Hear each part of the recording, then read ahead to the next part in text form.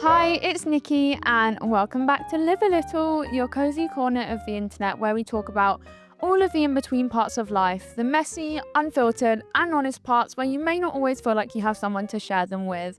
But here we do it all judgment-free. I actually feel like at this point I could be highly sedated or like not in my body, but I would still be able to say the intro now. I remember when I just came back after Christmas, I was trying to do the intro and it was just not happening. I got like 2 words in and I was like, I'm speaking gibberish right now.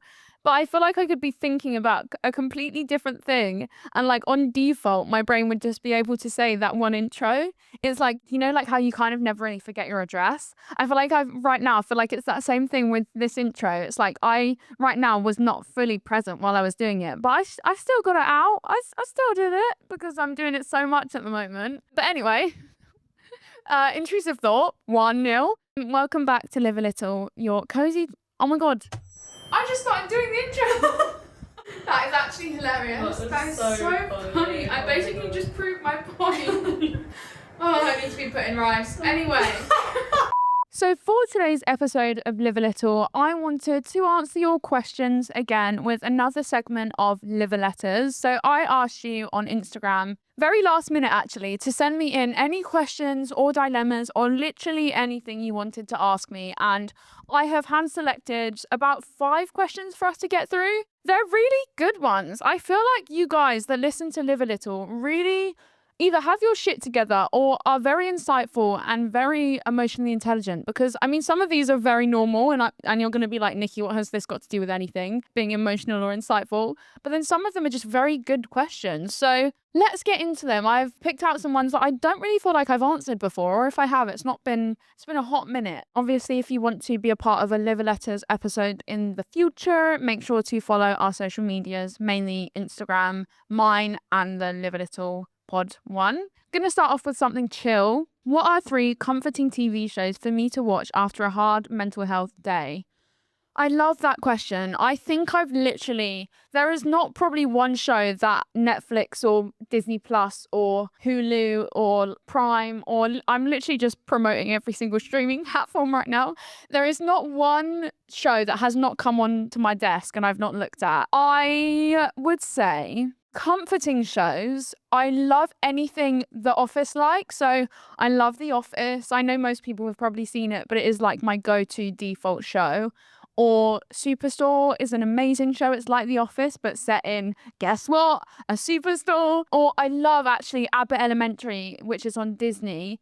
It's like The Office, but set in a, guess what? Elementary school. And it's just so, so good. And it's really easy and it's very simple. And I think sometimes when life feels so complicated or hard or like comparative or just feeling really heavy and difficult, you want to like strip it back to something really basic. So the fact that to me they're set in like really simple places like an office or a store or school all feels very like simple for me. I also love Modern Family. Modern Family again is kind of that same genre. Love Modern Family. It's about, guess what? A family. All of those types of shows I would highly recommend. But if you want a slightly more niche, and I do like reality TV because there's something about like watching other people's problems that kind of makes you feel better about your own in like a warped way. I did like Secret Lives of Mormon Wives or like Real Housewives. I have watched every Real Housewives series. My favorites are especially like New Jersey and Salt Lake City. I think the whole point of a comfort show is for it to be like escapism and something you can watch over and over and over.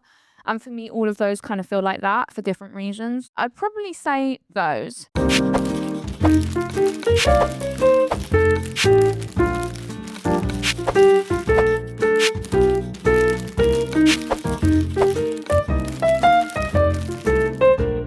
Next one. What is your favourite and least favourite thing about yourself if you were to do like a self-MOT? Oh, that's interesting. Least favourites, where do we start? I got a few. No, I'm joking. I always feel like when someone asks a question like that, you literally forget one thing you like about yourself, but go straight to what you don't. What do I like about myself? Well, I think I'm very compassionate and I'm very thoughtful. I probably, because of what I've been through, really, really try my best to put myself in other people's shoes. And my default is kind of leading with emotion to a detriment sometimes. Like I've said before, logic kind of goes out the door. If this is a spectrum of like a logical mental way of thinking and an emotional, I'm all the way in God knows where with emotion. I think for me, in a way, I love that about myself that isn't detrimental. It means that I truly approach situations with a lot of emotional empathy. So I feel like I am someone that's easy listener and like a safe person to talk to. And I really try and exercise that as well, because I know when I've not had it. You know, when you've not had something, you're so much more aware of that thing. I think about that a lot when, say, you can tell someone's left out in a conversation and they're kind of trying to like be a part of it, because I've had that so many times and no one like explain what they're talking about to me or just not acknowledge I'm there and I've joined the conversation, or I'm even in the conversation. It feels like a two-person conversation and I'm just literally there, like I'm just nothing, just there. I'm very, very aware of that and not doing what's been done to me, or I try my best to. Of course, we're all human. I'll always make sure to introduce people. I'll always make sure to make people feel welcome, I guess. That's something I would say. Yeah, I'd say those are kind of my main things. I'm very thoughtful. I'm like my mum in a way of like, if someone mentions something to me once, I will use the right moment to then like think about that and then do that thing that they've said that they love or like want to do or that means a lot to them. So I'm quite thoughtful in like my gift giving or like my acts of service or whatever for people. So I'd say that my mum's very similar. My least favorite, I'm very stubborn. If someone's upset me, mainly with like my siblings, like if my siblings have upset me, it's very different with friends, I feel like, because friends feels a bit more conditional in a way, because you're like, I could lose you a bit more easier. So my brain's kind of like, I need to be a bit more careful here. I'm very stubborn. So like if I feel like I've been hurt, I could easily just like not talk to you. I want communication and I want to talk it through more than anything, but you have to come to me to talk about it because you're the one that has caused the problem. It's like I can only see kind of one track mind. It's like I'm not very good at seeing grey area. I'm very similar to my dad. I'm not very good at like adapting. I'm very stubborn. I think it's because I also don't like being out of control. I've had so much of that in my life. My stubbornness in a way comes from not me being difficult. It's definitely not that. I'm not being stubborn for no reason. But I think it's like being stubborn maybe feels like holding on to a bit of control, I guess, maybe in like a warped way. So if I've had a disagreement with like, say, my sister, it's like, I want you to come to me to speak about it because you started the disagreement. So I'm not going to go to you, even though I really want us to communicate right now, because you should be the one that realizes. So I'll just let it go on and on and on. So that's, yeah, I'm quite stubborn and I'm not very good at change. And therefore I'm not good at plans changing. And if they do change, I'm not a fun person to be around. But I do try. I'm just like, I don't like not knowing. And then when the thing that I think I know, if it changes or we have to adapt, I'm not good at adapting. Another least favorite thing about myself, I'd say that's kind of the main thing, maybe because the other side of me being an emotional thinker and that being a great thing, in a bad way, it means that I go from 0 to 100 very quickly. It's also having PTSD. When you have complex PTSD, this is what I've learned in therapy. If this is your window of tolerance, this is like your baseline. You can have things come up that are in your rearview mirror that are annoying or irritating, but you're still kind of pretty steady with being able to like not let them affect you and kind of just operate on like a baseline of normalcy. But because my life has been just extremes in every way, you come out of your window of tolerance very quickly. You bounce up or bounce below it very, very easily. And so it's kind of an extreme of how deeply something affects you. It's not you being oversensitive. And I think that's the worst thing that someone can tell someone with PTSD. So don't say they're oversensitive. It is literally that you feel stuff so much more deeply and extremely. It's like having a microscope on every single emotion. I'm a very, very deep feeler. But because of that, it means that I catastrophize so much because I'm feeling emotions to such a large extent. An inconvenience could happen and I'm not able to problem solve. I have zero problem solving skills and logic. It's literally like, fuck, everything's gonna end. I have tunnel vision. I can't see the perspective. I'm not very good at perspective. I have perspective when it comes to struggles. I know that someone's going through worse than me or someone's going through better than me. I have that perspective, but I'm not very good at in those situations of crisis or even just minor inconvenience, I kind of exacerbate them because I don't know how to deal with them and just kind of move on from them if they've bothered me because they've made me feel a type of way. I'd say that as well because I'm such an emotional thinker and feeler. Logic is not there, and therefore it means that I'm not, again, probably very fun to be around when I'm catastrophizing so much. So I'd say those are probably at the moment my biggest things.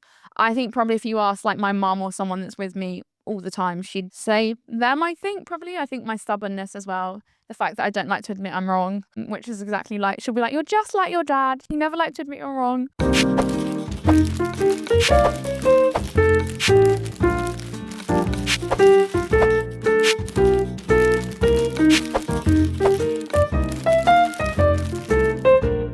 Okay, next one.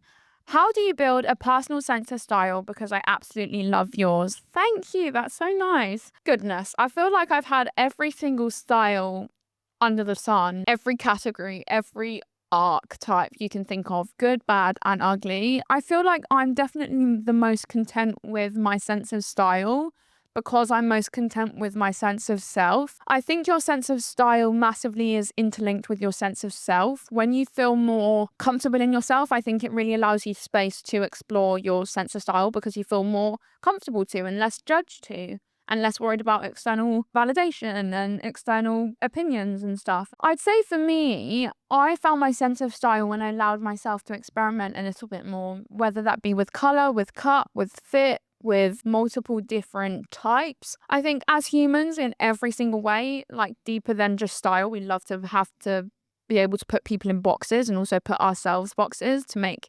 sense of things and to label ourselves with things. So I think before I would love to like box myself into different style archetypes and I didn't feel like I could stray from them. Like it would be quite preppy where I'd always wear sweater vests, or it would be like kind of an emo-y phase I went through where it would be lots of like graphic tees and chainy cargos, or it was and or, not and, if that makes sense. It was like it had to be one or the other type of style, whereas I feel like now I've become very comfortable with not labeling what my style is and just not labeling myself with anything, because when you box yourself in is when you start to confine yourself. I think when you get too caught up with trends, which more now than ever is so easy to do when you're constantly exposed to this is in, this is out, this is good, this is not, this is cool, this is not, all of that. It's all a load of rubbish. And I think, like, of course, it's nice to play into stuff that's currently trending. Like, I do it. Of course I do. Stripes could be having a moment, and then I'll want to wear stripes more because it's just, we're human and we absorb what we hear. But I think when you decenter, God, I love that word decenter, don't I? Things that are external to you and that are constantly swinging and shifting, like trends. It's the same with then in body type and everything. When you try and decenter the external part of that having an impact on you, it allows you to then like come into your truer self with that thing. Being able to decenter trends and what's in fashion and what's not, it's allowed me to really just find myself. I think also having less external noise and pressure. Like, I think when I was at school and I was in sixth form, I really deeply cared about what other people were wearing and playing into that to fit in, because when you're younger, all you want to do is fit in. It's like the worst thing on earth you could possibly do is stand out. And then as you get older, standing out is what you long for, is like actually having a sense of dissociation from the people around you. I think for me, it's when I left school, it allowed me to have time and space to distance myself from what I thought was the way that I had to be. Because I think my sense of style when I was younger was definitely street style by default, on the basis that it's what everyone around me was doing. And I've always really aspired to have more assurance in what I wear and things like that, and had a lot of respect for people that can. Like my friend Izzy has always kind of just worn whatever she feels like, and I think that's such a cool thing to have assurance in at such a like young age when it feels really hard to. Finding your sense of style is literally just about experimenting, is about giving yourself the space to tell you that like nothing is wrong. If you want to wear a skirt over your trousers tomorrow, then do it. The whole point of fashion is it shouldn't have confinements. Unfortunately, as the years have gone on, it's felt more restricted than ever in many ways, more than one, especially in who's wearing what, in the types of people. So therefore, sometimes you can feel like you can't wear that thing because of what body type you have, or you can't wear that thing because it's not your color, or all of that shit. But it's like, if you like the color red, then wear the red top. If you want to wear a dress that is slightly more figure hugging, then you do it. And I know there's so much, that's just a very baseline, topical, logical way of seeing it. I know it's not that simple. But if it's a case of you worrying about wearing things because they may not be for you, that's just a load of rubbish that society has just kind of put onto us to make us feel like we can be put into boxes of things. I think it's really allowing yourself to explore and to play. If you do want to experiment with a bit more color, I feel like a great way to do it that doesn't feel scary is through shoes. So like getting a fun pair of trainers or wearing like a fun patterned headscarf, like a bandana. It doesn't have to be like a garishly bright top for you to be able to experiment and have fun. I'd say that's the biggest thing. And also just realizing that your style is something that's constantly ever evolving with you and your personality. Selling stuff now that I used to love and that I used to wear and now wouldn't, but that's okay. It was for the time and it was for the purpose. There's no such thing really as bad style in a sense, because if it felt right for you at that time, then it felt right for you at that time. So of course I can look back at outfits and be like, oh, that wasn't great. I can also appreciate that I enjoyed it while I was in that time, and that's what served me at that moment of my life, basically. Okay, going to try and breeze through the other ones a bit more quickly. What do you think is your hardest mental barrier to contend with at the moment? I really like that question. I would say, obviously, the constant mental barrier for me is to do with like my health and the impact my health has on my mental health. So I'm not going to get into that, but a completely unrelated barrier I would say is me constantly striving for a sense of fulfillment, maybe, that I feel like I'm never satisfied and happy. I feel like we all do it. It's not like a just me problem. But I feel like where I'm like that at the moment most is in my job, where I just feel like I'm okay at lots of things, but not great at anything. Like I don't feel like I'm doing anything very well. And that's a me problem. It's like I know that I am, but it's like it feels like I can tell myself you are, and I can try and validate myself, and other people can tell me, no, you're doing so well. You're doing so much stuff. It's like the difference between getting a B in something in an exam and getting an A star. I feel like I'm a B at everything at the moment, about average, but I'm not amazing at anything. And I feel like that's my barrier at the moment, is the comparison, where I feel like I'm trying to compare myself at a B to someone who's an A star at something. We all do that with our jobs and with life, and it's not in terms of like my appearance or anything. Like I'm over that. It's literally just in terms of work. And I think when social media becomes a massive part of your life and your work, unfortunately, it's easier than ever to compare yourself, who you think is a B, to someone who you think is an A star. But that person who's an A star will think they're a B and you're an A star. So you can never win. And it's definitely, it's not that simple. But I think that's probably my barrier at the moment, is that I don't feel like I'm great at anything. I think I'm okay at a lot of things. And I feel like I'm struggling a bit with that at the moment in my work. Last question. How do I handle my friends hanging out with someone who has wronged me? Oh, that is a good old question, because I've had this situation a few times. Okay, I think it's a really hard one, because when you are the said person that's been wronged, you instantly want to go to, why would you not just drop that person? Like, this person's really hurt me. How can you not see that they've hurt me, and how are you not affected by it and treating them as if they've done nothing wrong? I think it's such a hard one, because it is that thing of like, well, they've not done anything to me, as in like to that person, for them to then feel like they have to change their behavior around them. I think it really depends, what have they done? I think that's the first part. Like if it's like a really unethical thing, if your friends are acting as if nothing's happened with that person and just hanging out with them, I think that's a real your friend's problem. Because then it kind of is like, what are their morals if they think it's okay to condone this person's behavior by continuing to hang out with them and act as if nothing's happened? And also, if they care about you and your feelings and your place, there can be two sides of a story. I do understand that. But if it's really clearly there's a distinction between the right and the wrong, and they've done something wrong, then I think it has to be something where you question also your friend around you's morals. It's kind of like, when someone, I love an analogy, don't I? It's like when someone leaves a hate comment and someone else doesn't necessarily comment another hate comment, but they like that hate comment. So they're basically affirming that that comment was okay and it isn't. Or like when someone makes a comment and no one says anything, it's that same thing of like, by you saying nothing, you're saying everything. So I think it's really important to look inwards at your circle of friends and maybe think, when this has clearly, I've had this where I've actually just, my relationships with my friends and who I thought were my foundation of trust and safety have never been the same, because they could not take my side on something, or not even take my side, but even notice why I felt the way I did, and also really invalidated me by not noticing that, and also just continuing to hang out with someone or a group of people that had really hurt my feelings and been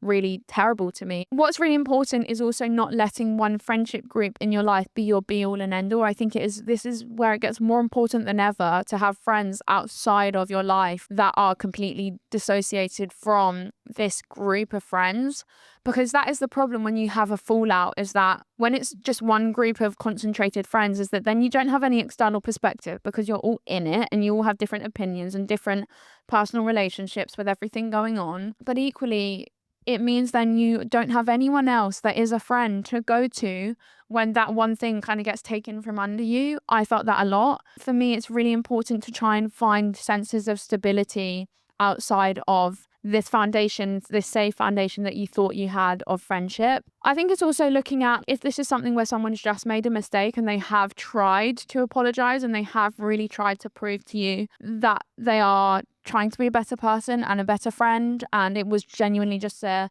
mistake and not with ill intent or ill meaning, then I think you have to try your best to meet that person with a little bit of empathy, I guess. There's lots of factors that are to play here. What have they done to you? Have they tried to make an effort? Have your friends seen your side and made you feel validated? Have your friends stuck up for you when you haven't been there? There's lots of things to play here. Is this friendship worth continuing? And is this all worth it? If it's actually stressing you out, is it worth just walking away from these friends, even if it is difficult? I've had that recently where I was kind of like, I'm not going to make a show and a dance about the fact that they've upset me and they've chosen some people over me quite clearly and gone to their side when they really were horrible to me. I'm just going to distance myself, and it doesn't need to be this whole sing and dance. We're all adults here. We can all have respect for one another without it needing to be like a F you, like this big, massive thing. So I think it's also asking yourself, is this worth sacrificing your sense of peace for and your sense of security for if this is already making you feel upset and insecure and invalidated and all of these things and angry about it? Is it actually worth it anymore? I think that's another question to ask yourself as well. And if not, try and seek that elsewhere, because there always is elsewhere. And actually, when you have friends and friendships that exist outside of that circle, it actually allows you to have a sense of comparison, and it allows you to compare what's going on here that may not be healthy to what is a healthy friendship and focus on those, which I've definitely felt a lot recently when I distance myself from this friend who we still follow each other, are on each other's private stories even, but we aren't really talking anymore, and we haven't really addressed why, but we also both know why. It gives you a sense of peace of mind, really, and a sense of perspective. These two friends that I was good friends with before, I've now become really good friends with because it's given me the space. Now I've been able to protect my peace to make space for another relationship that is healthy and that is serving and that will ride or die for you. It's like if someone's cheated on you and then someone's acting as if nothing's happened. It's like, no, if someone has hurt my good friend's feelings, I'm not going to be the same way around them because I physically can't. Because even if I'm going to try and act okay around you, I know that you've done someone I deeply love an injustice and made them feel upset and cry and all of these things. Like I said, if your friends can act the exact same with this person, I get that they all have individual relationships and you don't want to jeopardize anything. They don't owe you anything and all of that. I don't want people to just drop people for me, but equally, I know personally I could not act the same with someone who I know has done wrong or made someone feel a certain way or feel really upset. I think you have to look at lots of different things here and just work out what's worth it and what's not. And actually, leaving something behind could leave space for something even better, which I've realized. I feel like that is a good way to end. What a little good debrief and chat for another Live a Letters episode. I absolutely love this, and your questions were so good. I think it's my favorite Live a Letters we've done so far. I love you guys, and thank you for sending in your questions. And there's never anything too big or small you could ask me. I am always judgment free around here, so if there's any dilemma or question you need answering, I can't tell you that I am an expert in the field. I'm definitely not. I can just speak from my own perspective or what I would do. But I'm always here if you need someone to confide in, and I love you. So as always, remember to be kind to yourself and live a little. Bye.